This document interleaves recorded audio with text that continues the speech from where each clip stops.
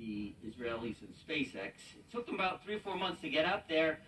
They had a little problem, and then they tightened up the orbit into the Earth, doing basically the reverse. Instead of gradually doing it, you kick at the wrong time, and you slow yourself down and put yourself into a tighter orbit.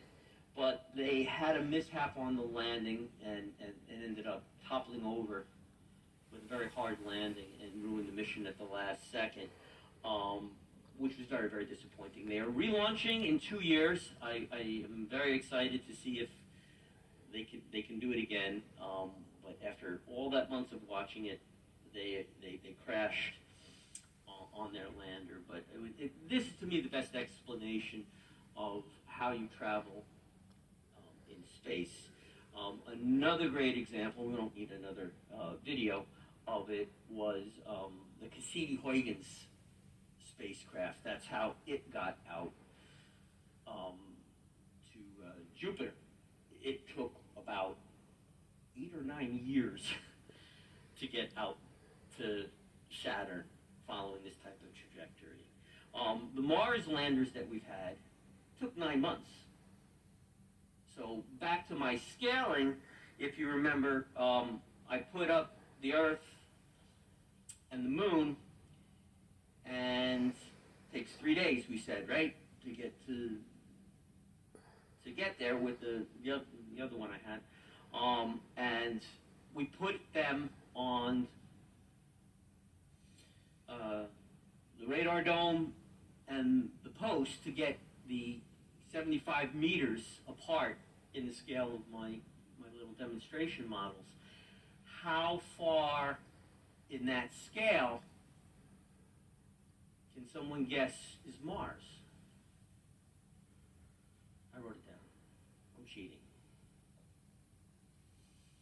Anybody want to venture to guess? If it's 80 meters, it's just a stop in outer space, right? Mars, the ISS, pick up some cheeseburgers and some White Castle, then continue on to the Moon, refill, go on to Mars, right? That's just like a road trip, right? Here, the ISS, as we previously discussed, 1 foot away at a much smaller scale. The Moon, 75 meters. Mars. Our next, I should say American visit, I'm not sure the distance to Venus if you went on the inside. But to get to Mars, 16 kilometers. 16 kilometers. So if I told you were going to play with your grandson and you needed to crawl across the football field because you were crawling with him and you said 80 meters, you would say, yeah, okay, I guess for my grandson I'll get this done. But if I were to tell you, you know what, while you're crawling, go 16 kilometers to the 7-Eleven and pick them up a slushie on your knees, you're not talking the same order of magnitude. It's a bigger, much bigger deal. Just like if I told you you were going to deliver an object 1 foot away, a fish tank. You're going to carry a 5-gallon fish tank and it was going to slosh and you had to move it 1 foot. I might talk some of you into it. If I told you I had to move it to my neighbor's house, 4 doors down carrying the fish tank, I'd get a lot less volunteers. And I get a whole lot less volunteers to say carry it 16 kilometers. And those are the 3 big destination points. And we haven't even gotten out of our solar system yet. Now, just to razzle-dazzle some numbers here, if we started to look, the Milky Way galaxy is estimated at about 100 million stars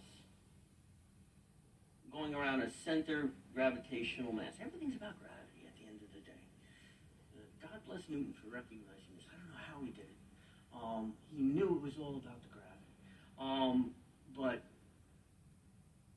100 million stars going around. We're in what is known as the Orion Belt, and there was some radar telescopes that could shoot through the Milky Way because we're on edge with it, and they could see the pulsing of the densities to know that there were rings. That's how we found out the rings, because we didn't get to send a spacecraft up top and look at it like the pictures show.